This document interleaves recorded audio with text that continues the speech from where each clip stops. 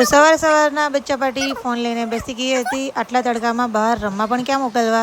तो हेलो मित्रों, जय माता जी। स्वागत है मारू आज ना ब्लॉग में।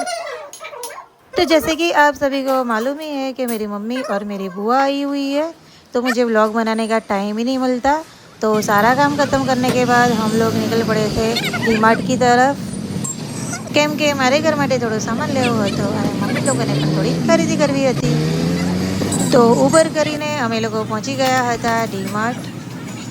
तो वहाँ जाके सबसे पहले मैंने अपना पर्स लॉक करवाया, क्योंकि उसके बिना तो अंदर जाने नहीं देंगे। तो डी-मार्ट में जवा माटे आपणा करता छोकराओ वधारे एक्साइटेड होय छे, कारण के ए लोकोने पण त्यां फरवानी बधुं लेवानी मजा पड़ी जती होय छे। तो मैं घरना माटे थोड़ो घणो सामान लीधो।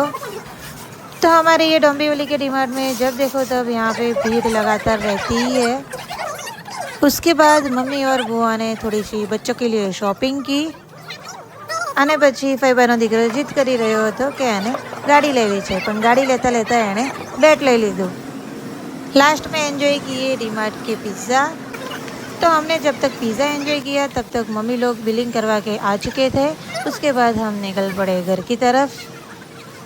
तो बपोरना लीधे रिक्शाओ जल्दी मળી नती रही, तो सांजे आवीने रेस्ट करीने अमे लोकोए रात्रे कढ़ी खीचड़ी एंजॉय करी। મળીશું હવે આવતા વ્લોગમાં।